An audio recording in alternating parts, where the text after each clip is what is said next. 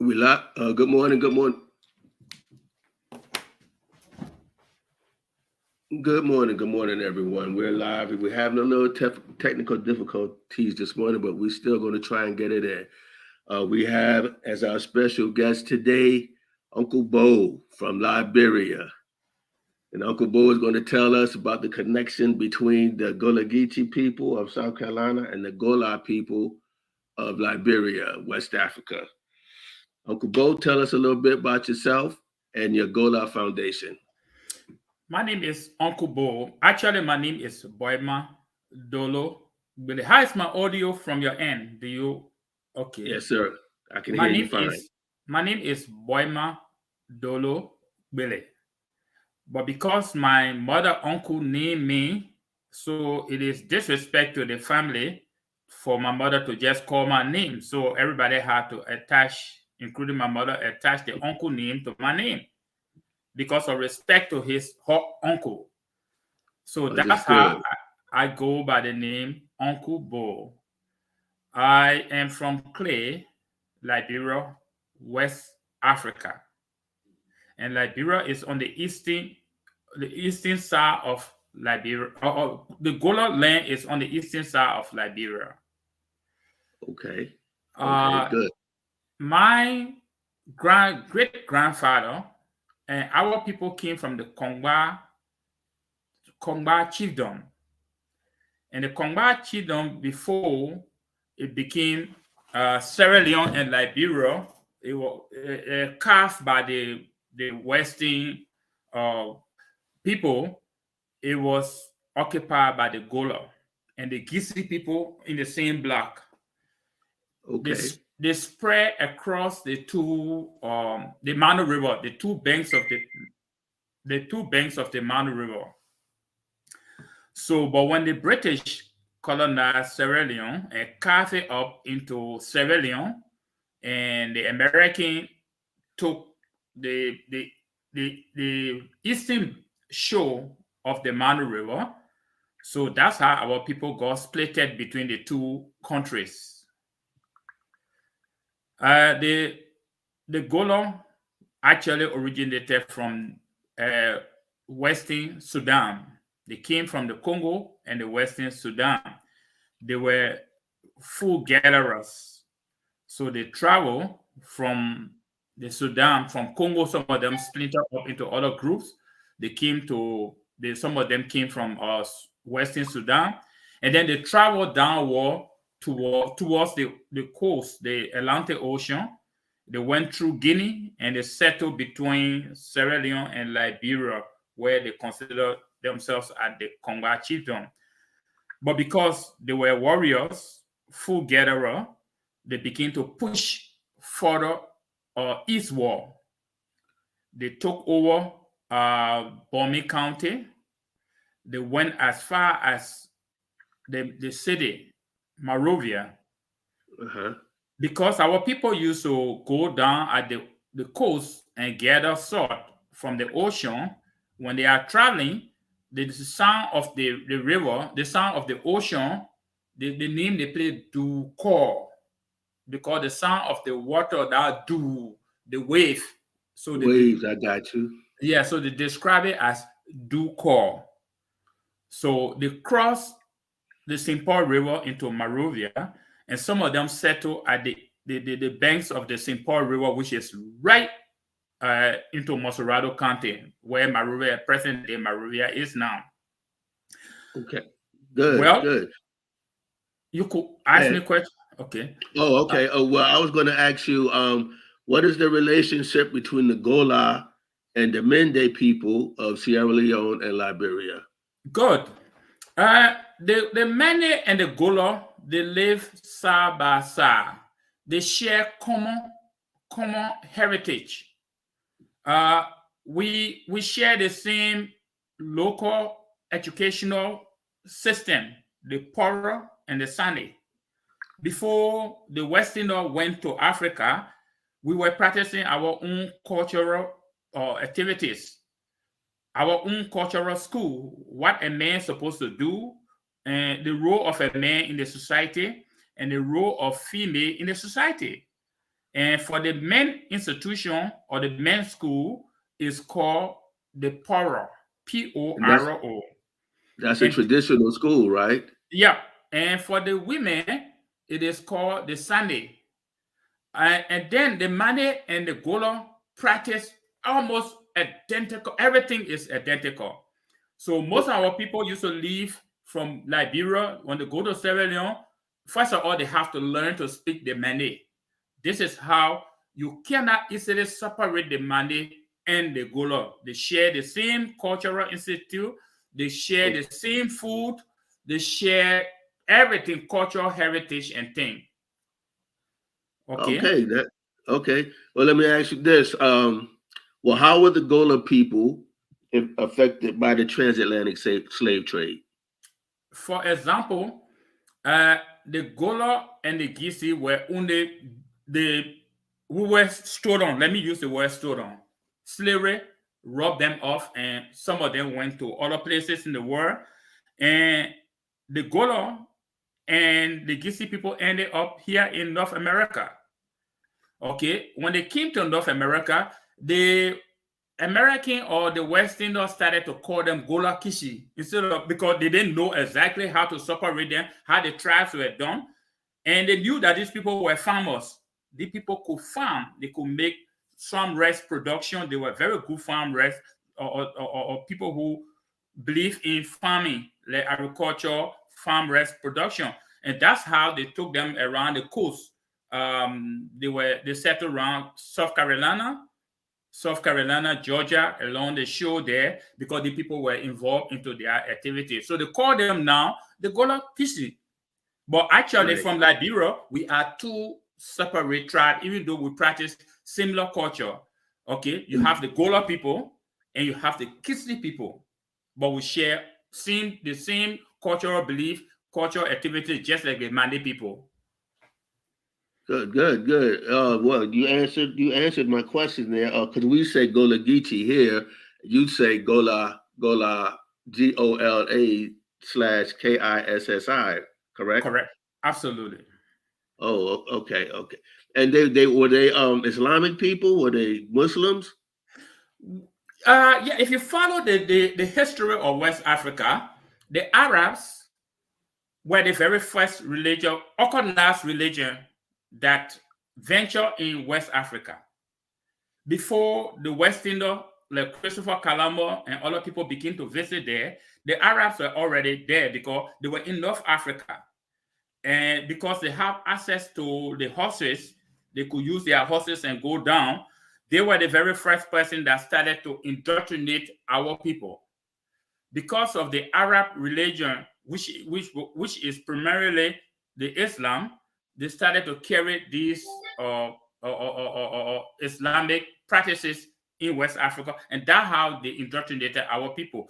But one thing I will say this. I know it's hard for you and for myself. The Arab people were the first people that started to also introduce slavery. And Right, that is how our people ended up, because they used to gather our people and take them to places like Egypt to help them to build those pyramids and things. right. And from there, when the Westerner Christopher Columbus began to go and started interacting with the Arab people too, our people became they were sold from the African continent now to area like America here and other places. Okay. Now, do the Kisi and the Gola people, do they get along today? How do they relate to one another? Very well. The Gisi and the Gullah, linguistically, we share almost everything, and we get along very well. You find the Gisi in between Liberia, Sierra Leone, and Guinea, right within that enclave. Okay. Okay, the two tribes work together those days, and they still work together now. Of course, we have other tribes there, but I wanted to go back to the Gullah expansion from the Kongba chiefdom. The Gullah travel and Congo almost the Lower Lofa County. It used to be called Lower Lofa County, Uh-huh. and around the Bopolu area, and they came down all the way and just took almost all of the western side of Liberia. The days were there. They are very close to the Bassa people, but because of the Gola too, they are aggressive tactics. The Dane were able to the Gola Congo like the Dane, and then most of the Dane now, some of them went towards Monrovia, and then most of our places, the name of our places are actually the Dane name, like Guetan.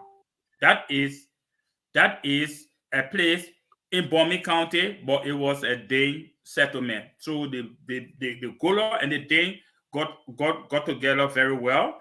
The Geechee and the Gola also got together well. And then the Mene also got very well with the Golas. So those tribes are the tribes that were predominantly in the western part of Liberia and eastern part of Sierra Leone. Okay, okay. Let me ask you this. Do you see or notice any specific cultural ties between the Gullah Geechee people here in America along with the Golas in Liberia? Do you see any Absolutely. The Gullah Geechee in here, as I noticed, they also believe in artifacts like the basket weaving. Uh-huh. Okay. Getting involved into rice production, those kind of things, vegetable production, and the fish. So when the Golas left from Sudan, Congo and Sudan, and traveled towards Guinea and came across around the Atlantic Ocean, because those were bodies of water. So over time, they started to practice these common things like fishing. So it stayed with them. And when they came on the side too, they practice it. You can tell me more about that because I'm from that end. But the Gola here too, they practice fishing, making basket, and worshiping. The way of our worshiping, it may have been maybe the Western way of worship may have kind of like color it a little bit, but it's the same thing. We are very happy people. We play instrument, very good instrument. Golas play instrument, Gullah Geechee play instrument. The same thing in Africa, and we worship almost the same way. We are intense people. When we are worshiping, we show that intensity. Okay, and we prepare food from vegetables and things, making basket to store our things. So we have a lot of common things in common. You're absolutely right, because we do the same things here in South Carolina. I've noticed us the old folks used to have some type of Gola names or Mende names. I've noticed among some people. Like you said, we do the baskets down there in the Low Country in Charleston area. We do the same thing, fishing, rice production. That's what they, like you said, that's what they brought us to America for our farming. Yeah. Farming techniques and skills. Well, I'm gonna switch it around a little bit and ask you about your Gola Foundation. Yeah. Your heritage, the Gola Heritage Foundation. Give us some background on that. Well, after the war in Liberia, we realized that the Gola language was kind of slowly dying. I lived there. I grew up there. My father was a chief. My late father was a chief. My mother was a prolific or Sunday dancer. She went to the bush school. She became a mazo, the grand mistress of the Sunday school, bush school. My father too played an important role because to be a chief, you had to go through the school and complete all the degree. We have two kinds of degree. You spend about 3 to 4 years depending on the case, and then you graduate, you go back again, and you wuya. Wuya means you have gone to college and complete. So my father occupied that role. Based on that role and his activities in the farm, he became a chief. So over the years, I lived there and practiced my culture. But then when the war came, people moved back and forth. We started to lose our language because when people came, the common language now was English. Everybody started to speak the English. So after the war, the kids could not speak language because the war lasted for about 15 years in Liberia. So after the war, the kids started to forget the language. It started to bother me. I would go to the villages and I would ask the kids, what is your name? I will speak Gola to them, and some of them will answer me in English. And some of them just don't know. They didn't have clue as to how the language is spoken. So when I came to the state about 3 years ago, going to 4 years, a fellow by the name of Herbert, he was born here in America, but he came from Boima. He contacted me one day over Facebook, and he told me, Uncle, I want you to teach me Gola. I was shocked because nobody ever contacted me to ask me to teach them Gola. Right. So I said, okay. Readily, I told him that I was going to teach him Gola. So we started to communicate back and forth. And then we decided to do a research. He is very good at gathering material. He did some research and he got a lot of information on our Gola because Pisco used to go, American Pisco used to go in our area. And then my former teacher, who happened to be a former Pisco, she stayed alive, by the way. So she and her husband sent me some information. And then we created a chat room between he and myself to just be talking back and forth. So another person joined us, Thomas Fan, and we said, oh, but I think we thought that it was a good thing that we organized the Gola Heritage Foundation to be able to resuscitate our dying language in Liberia. So we started to share materials, we gather material and encourage people in Liberia to send all material. They will send all material, and that's how we started. And we decided that we were going to form the organization. And then we sat down, we decided on the name, we called it the Gola Heritage Foundation. It is non-political. It is strictly a cultural-based organization. And the goal of our organization is to promote, preserve, and protect the Gola cultural heritage. Promote, protect, and preserve the Gola Heritage Foundation. And we are in the stage of going back to Liberia and establishing. We have already started. People are working on the ground how to establish the Gola Heritage Foundation. And as you will realize, if we are to form in Liberia, we will not leave Sierra Leone because the Golas are in Sierra Leone. Okay? And even if we are to work in Liberia and Sierra Leone, we cannot forget about the United States because the Golas are here too in North Carolina.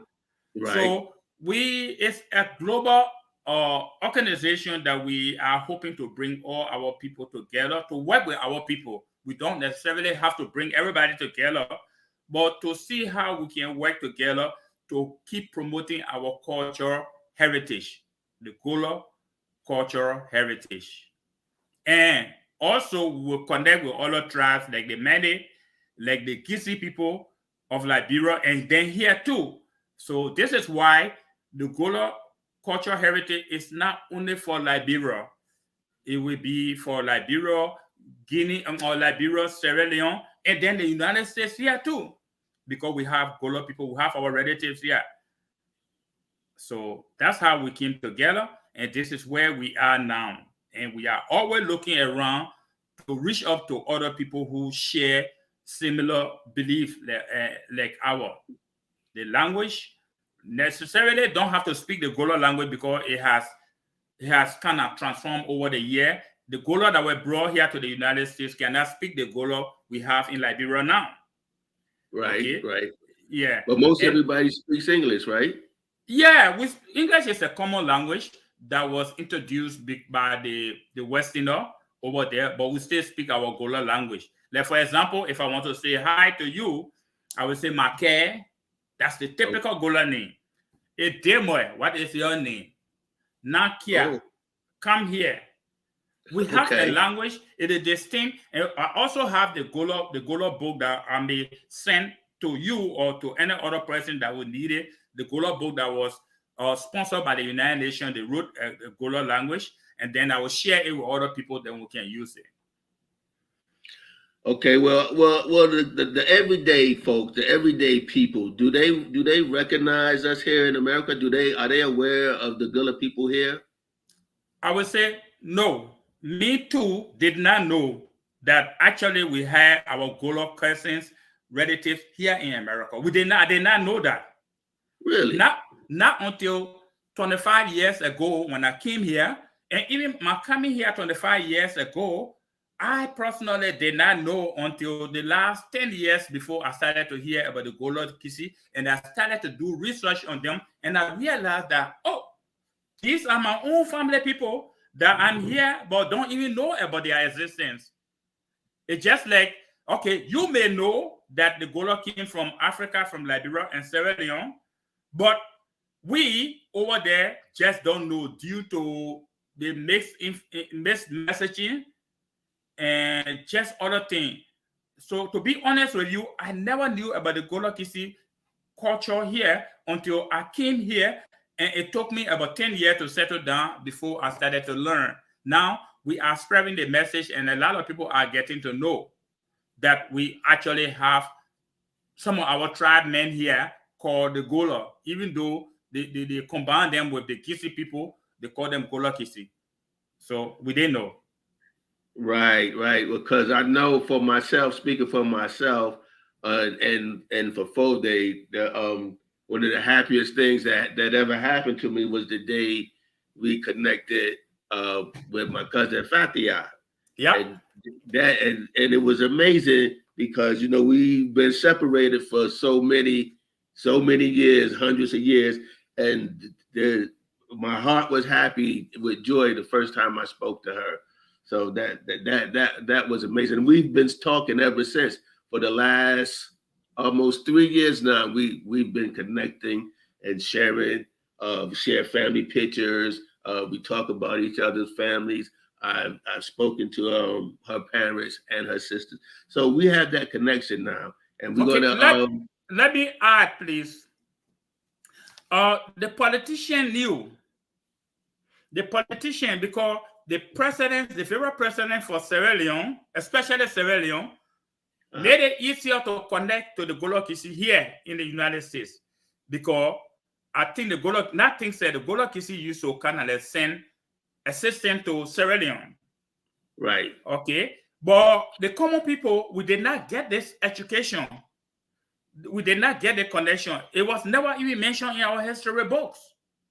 Wow, that's amazing. It is amazing. We learn about American here, we learn about white people, we learn about other people, but that portion was never put in our history book to say, oh, you have cousin in America, in North Carolina, called the Gola Geechee. So I don't know. And why do you think they did that, Uncle Boe? I honestly can only guess, but I can't tell you why. I would only guess that because they didn't want us to kind of like combine, because when we combine, we become powerful. Exactly. Okay. Exactly. We are a powerful people. And Liberia, the federal president of Liberia, actually, the federal president of Liberia are American Liberian, what we will call Black American too. But Black American in America here came from different part of Africa. Or some of them came from Jamaica, some came from Barbados and other places. Okay, so when you talk about African American, people don't know, but we are a huge, let's say, we come from a very huge, diverse background. The one from the Gola and Geechee from Liberia and Sierra Leone, Liberia did not come in sooner when it came on the land of political power. It was after the coup before Liberian African, typical African, took power in Liberia. But when Liberia was founded in the 1847, it was only controlled by African American. Okay. Yeah. And yes, when the coup took place, the whole power changed in the hands of the traditional people. That is how even with some of us started to get exposed to education, knowing more about American culture, and trying to connect with our people here. But in the past, we, the traditional people, because what slavery did was it took some of our people from Africa and brought them here. And some of Right. us stayed back in Africa. Right. But again, our relatives here, some of them, I'm getting to understand that are not happy with us because they feel like we probably sold them. Okay, because of that, it brought just animosity. But I'm glad that we can go back and maybe we'll try to correct history. I believe the Gola Geechee need to be mentioned in the Liberian history book. We need to know. Exactly. Yes, sir. That's exactly And that is wrong that they have separated us and made us not to even know one another. Well, let me ask you this: where you're in Rhode Island, right? That's correct. Is there a large community of Gola people like yourself in Rhode Island? No, but we have very few Gola here, but not as a large community. Reason being that during the war, the active war was fought between maybe 2 or 3 tribes. Okay, you have the Crown, you have the Gio, and the Mano. Those were the active warring party into the conflict. How? Because when the coup took place, the people that share the political trophy were the crew, or the Crown, the Mano, and the Gio people. Those were the 3 tribes that took the giant share of political power. And those tribes are concentrated in the eastern part of Liberia. So they are concentrated in the eastern part of Liberia. So when the Civil War broke up, these were the people that have access to leave the country quickly to come, because they were fighting among themselves, even though the war affected everybody. But now they had opportunity to leave, to come and seek political asylum in America. So majority of the people that benefited from, let's say, the asylum were people from the Crown, the Mano, and the Gio people. Then later on, other tribes started to come in. But our people were never exposed. We never had political power, even though initially we were fighters. But as time went by, we lose that, because first of all, we didn't have the education, the Western education. We didn't have the contact. We really did not have the contact. We were not exposed. The Gola people were never exposed. And that's how we mess up. So of late, some of us started to come to the United States. So to answer your question, we have a very small population here in America as a whole. Well, what can we do to strengthen the ties between each other, between our people and your people? What can we do to build that bridge? Great question. Liberian belong to other us by virtue of the fact that you are my brother. I know you are my brother. You are here. We feel like you are welcome. And we have our own, we still have the Kongba chiefdom. We have the Kongba chiefdom. Okay. And then you have the Gola chiefdom across Sierra Leone. So we all need to come, and you are welcome. For us to strengthen, to educate the students, John, also that we can educate the young people, train them and make them to know about their history, and then get involved into the social economic development of the era. It is us that history is looking at now. If we go without making this connection, our people will forever remain divided. I'm glad that you and Foley are doing very well in Sierra Leone, connecting with the locals and things, encouraging them, getting involved into agriculture. We want similar thing to happen in Liberia. The Gola Heritage Foundation, we need to work together, whether it's in Liberia, whether it's in Sierra Leone, but we need to bring all the groups together, because we seem to be doing the same thing. so that we can come together and promote our culture, heritage, protect our cultural heritage, and just what we can do to be of relevant to our survival. That is our intention to strengthen the ties between the peoples. And where do you see your foundation going? What is the future for your foundation? I feel that we have a very bright future. We are going to first of all make sure that our language and our culture don't extinct. Okay, through actively engaging with our people back home in Sierra Leone and Liberia, promoting our cultural heritage, promoting education, promoting agriculture, and making our people to be self-sufficient. If you can feed yourself, you can feed you will not rely on other people. You can rely on other people, of course, but you should be able to take care of yourself. Once you know how to take care of yourself, you will be able to move forward. Education play an important role in conscientizing people to know who you are, where probably you can go and do things. So we need to also invest in education. If we are to, for me, I'm fine now. I'm exposed. I am educated.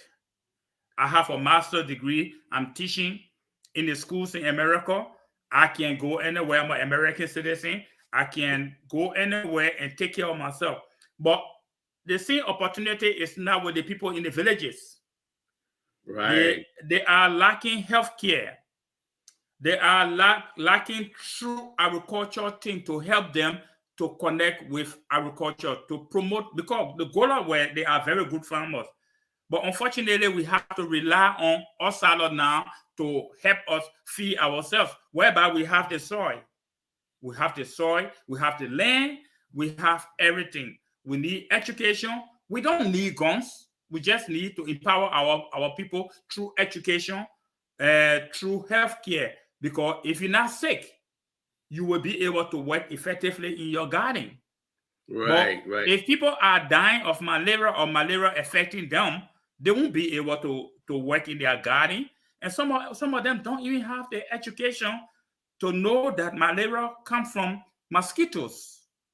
Right, right, So, right. And so we need to educate them not only to open giant size university and things, but educate them how to also avoid these kind of things that can affect their lives, so that they will be able to work. Or scientific invention, let them get to know. Electronic, those kind of things now we all need to be talking and empower them. If we do that, the future of the Gola people or our people will be extended. how often do you go back home? I go back very often. I was just there last year.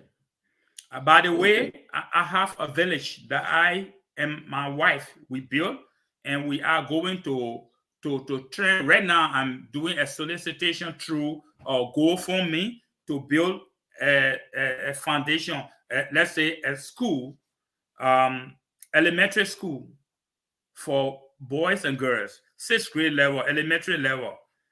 Uh, that is my way of giving back. My wife is presently in Liberia, and I am here. My paycheck, we have to split it in half to support the project over there, and also take care of myself here. But this project is not a Gola Heritage project. It's my personal project to give back to our community. And I open my arms to anybody who want to help. It's not coming to empower me, to educate me. I already have education, but it will come to help the villagers who cannot afford to send their children to school just by maybe $50 to $75 US can sponsor somebody to go to school over there. So we are investing into the little soil, the little money that we get to build those projects, to be able so that when we leave tomorrow, I'm not going to live forever, so that people can refer to it. And if I'm dead today or tomorrow, they will put me in a small little box and cut the ground and lower me down there and cover me up. But Right. let something stay behind so that people can benefit from that. I hear you. I hear you. That sounds like a good plan. Do you plan on going back to live in Liberia? Absolutely. America is my home, and I'm grateful to America to be able to stay here and get the education.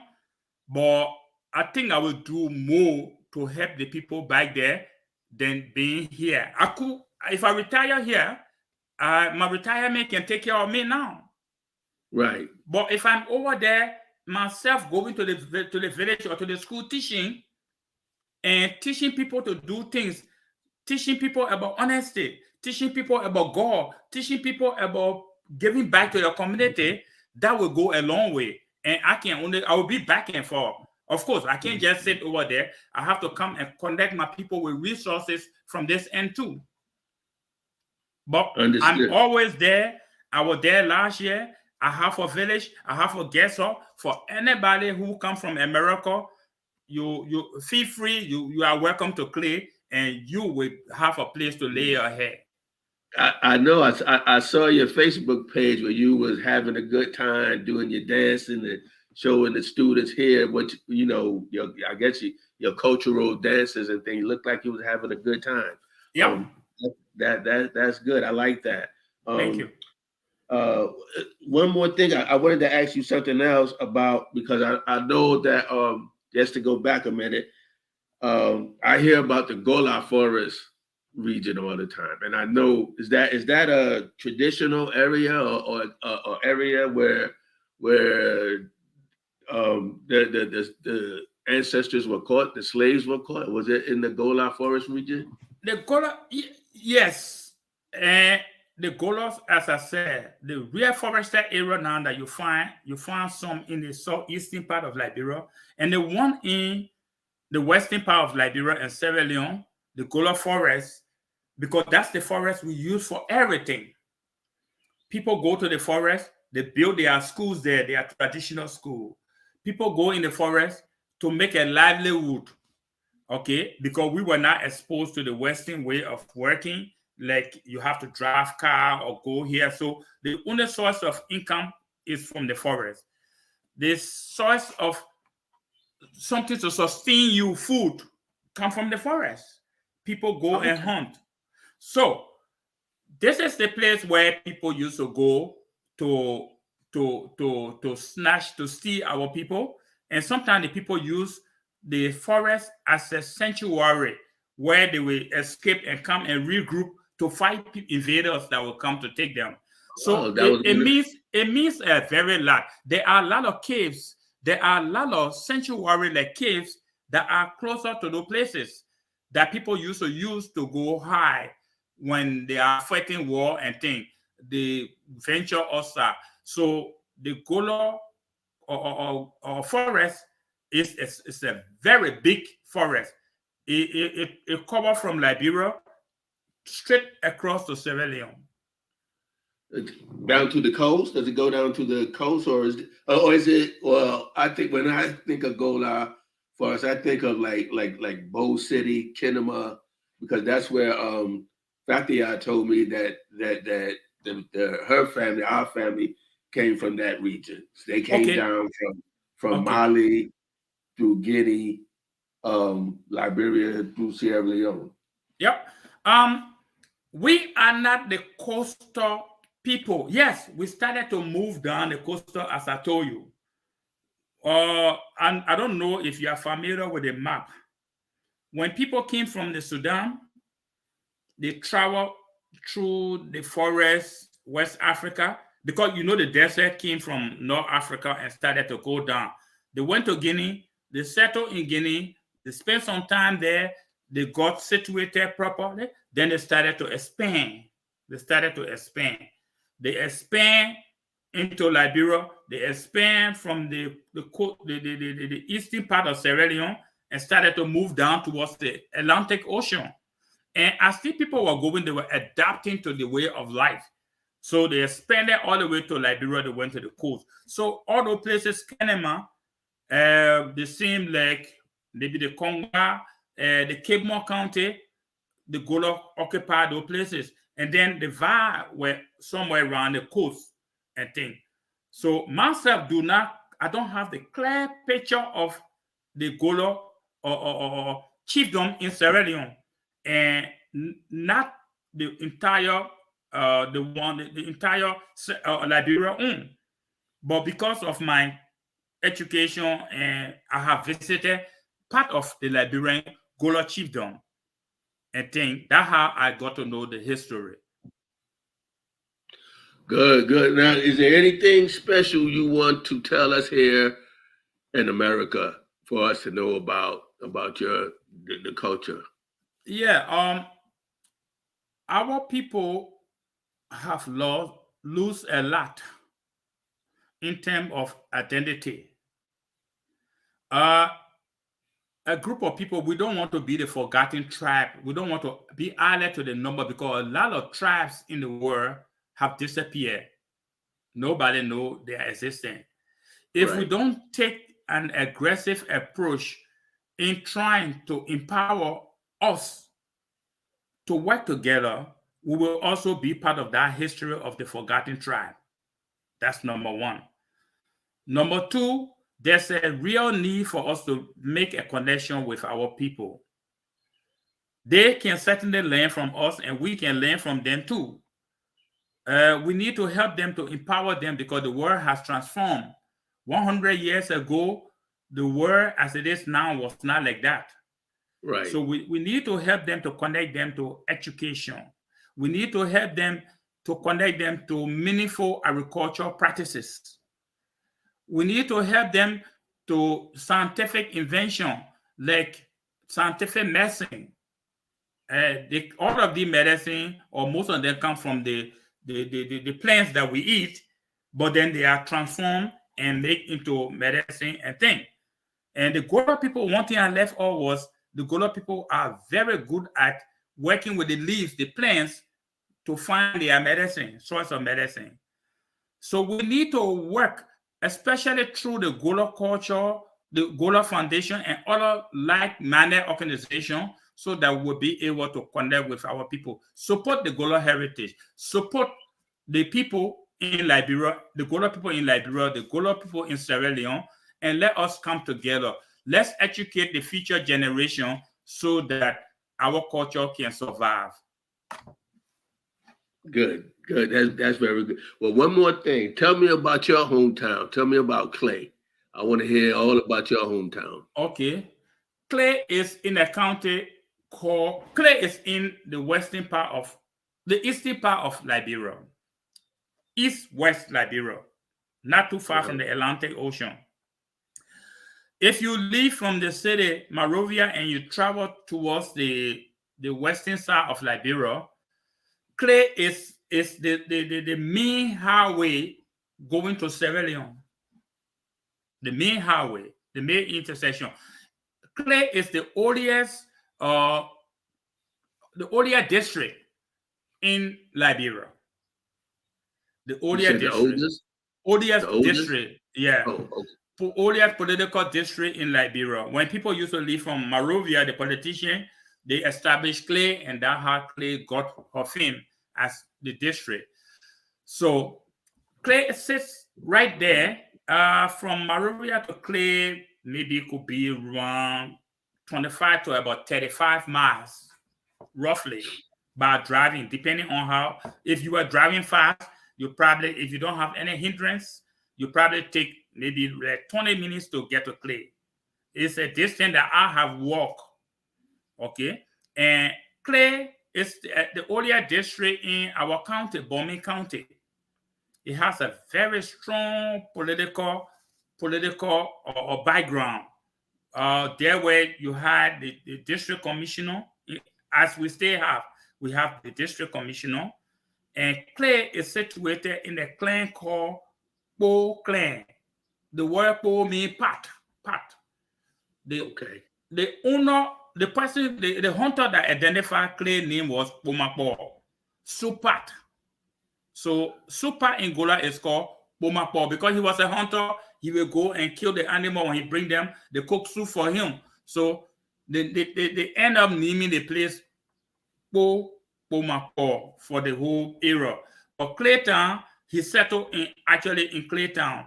This hunter who called Boima Gbelly, who also happened to be some distant relative of mine because everybody came from him. Oh, okay. That's interesting. Yeah, so Clay is open and it is a strategic area to get to Sierra Leone. It's like a main highway, a main place that you have to travel in.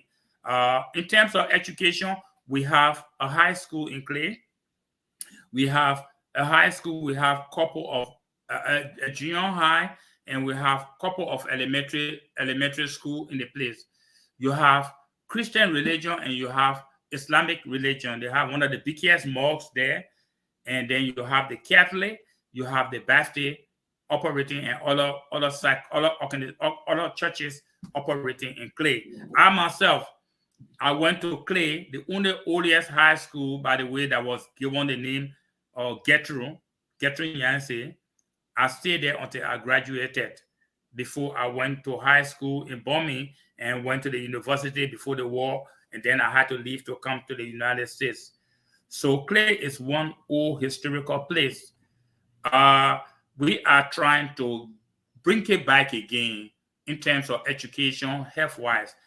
We had an organization, or the organization is still operating, called Clay and People of Clay. We have, after the war, the school and the clinic was broken down, but we have rebuilt the hospital and the school. Now we have a high school there. And then we also have an agricultural school that we are trying to raise up to at least associate degree level so that the kids can stay right in the region there, go to school, and then they come and complete their college education in Monrovia. So except you asked me a specific question about Clay, but that is more about Clay. Good. Well, I'm glad we had this opportunity to talk to get to know one another and share this knowledge. Anything else specifically that you would want us to know? Yeah, about the Gullah people. The Gullah people have roles, or before then they had roles that a man play in the society. They have a role that a woman play in the society. The Gullah people are very respectable people. They respect their women. It is not, you cannot easily see before the war for a man to stand outside and insult a woman or abuse or use profanity against a woman. It's not practiced easily among the Gullah people. It is a serious taboo for you to use profanity on a woman in our culture. Do the people? You still have a lot of people living a traditional lifestyle? Absolutely, we do. Our women help because they have to take care of the babies and things. They produce the baby. If a woman gave birth to a baby, you have to give the woman a chance about maybe up to about 5-6 months to regain her health. Okay, so at that time, the woman take care of the baby, breastfeed the baby, and the men are doing the physical work on the field and things.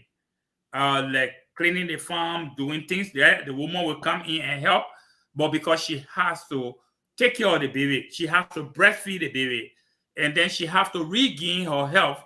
So we gave her that opportunity to be able to regain her health.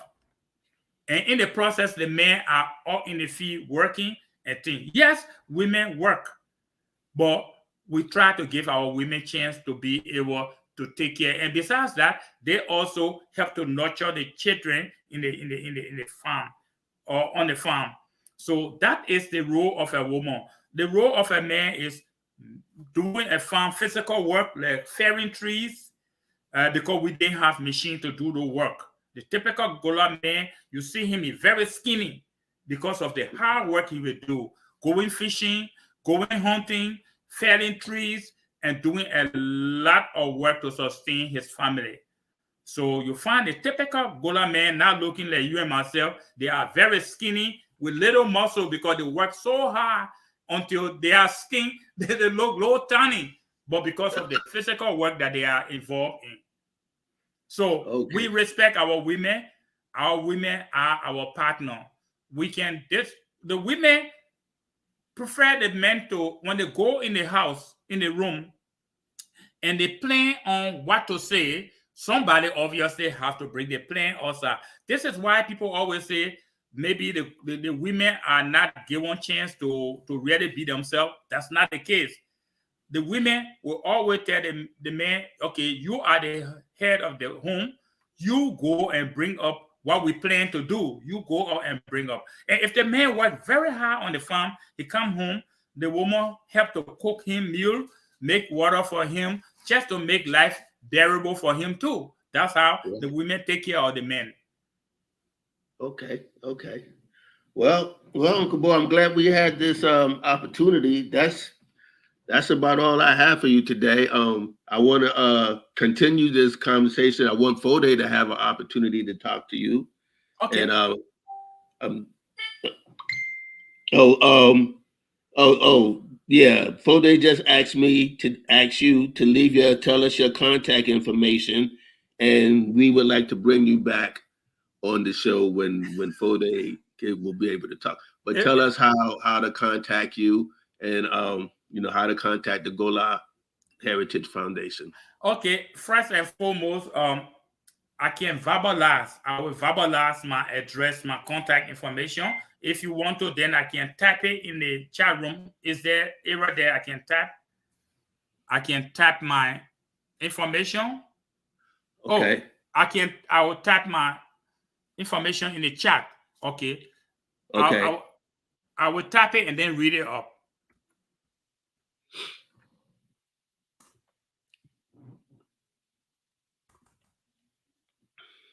Now, how large is do you have a large amount of people in your organization? How big is your organization?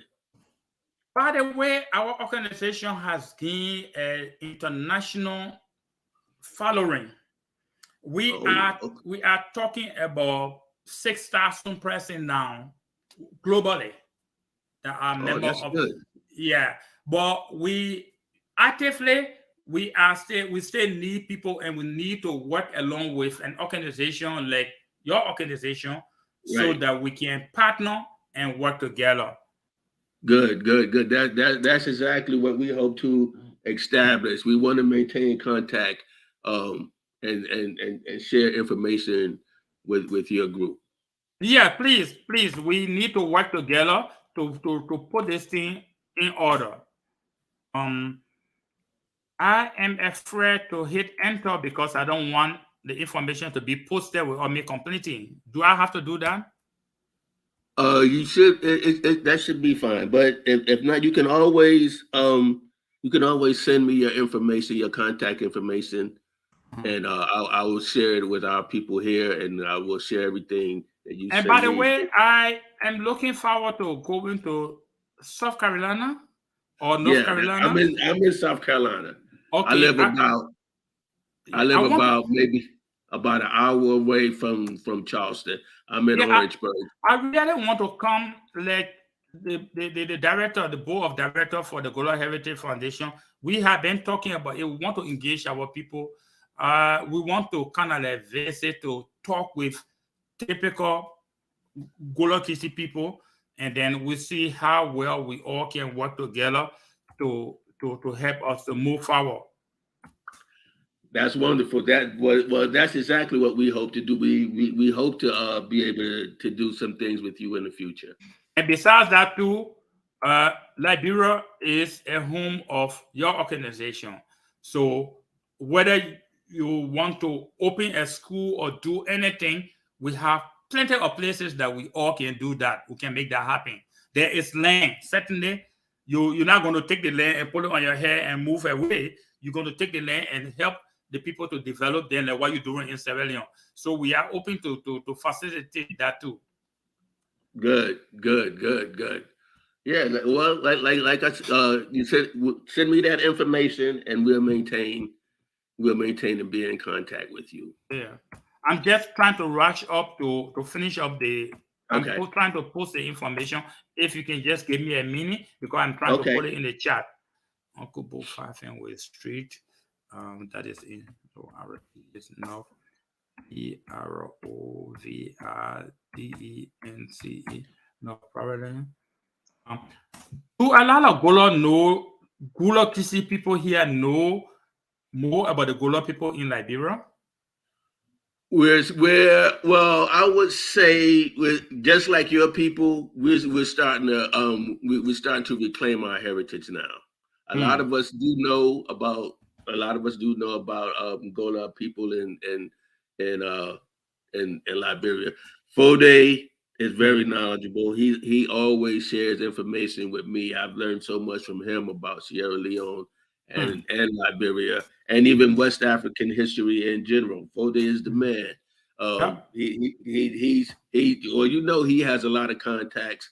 Yep. In Sierra Leone. I have the contacts here, so we should be able to put something together and work with each other. Okay. We look forward to that. A Sunday has been very long, but it better late than never. Right, exactly. Yeah. We can always build on what we are learning now to be able to help our people, because we have certain time for you and myself to be on the face of this earth. We need to make that connection. We need to empower our people. We need to connect our people. We want to get to the place where Gullah Geechee people here can go to Liberia too. They had to go to Sierra Leone and spend a week tourism, connect our people, and let them see where they come from. Well, that is my goal. My goal is to get to Sierra Leone and put my foot on the motherland. That's what I want to do. Okay, but don't forget, the Gullah people come from both Sierra Leone and Liberia. Oh yeah. I'm very well aware that we are all one people. Yep. Except for that colonial boundary that was placed there. Yeah. Other than that, well, we know that the colonial boundaries, that's something that them people created. Okay. We didn't have those boundaries back in the day. Okay. Yeah. I'm almost done.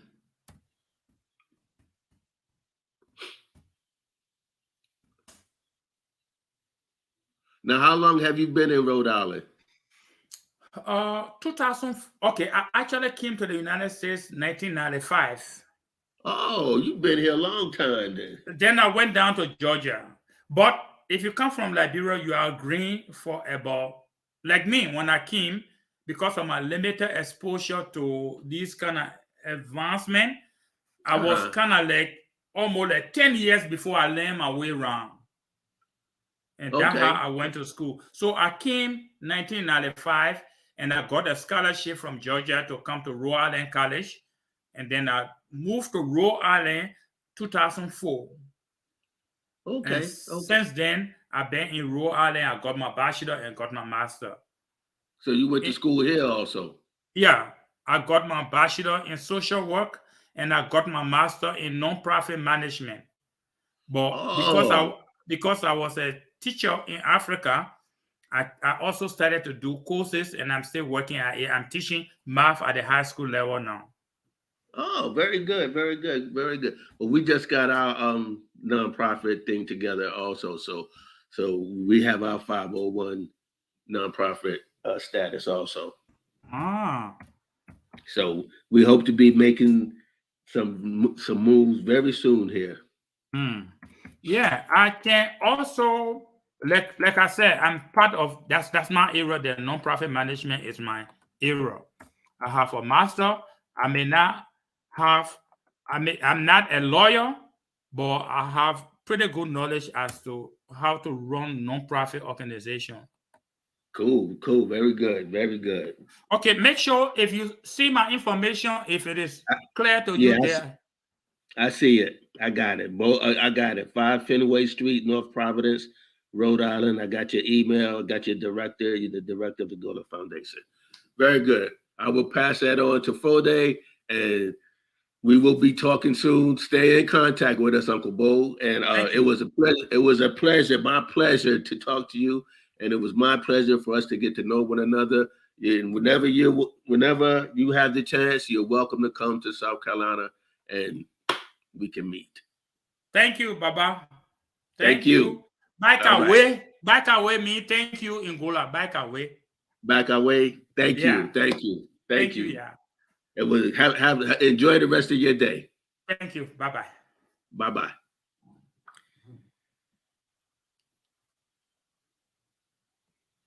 You can turn it off, or I can leave the studio. Oh yeah, now. You can just you can log out because he has to turn it off. Okay.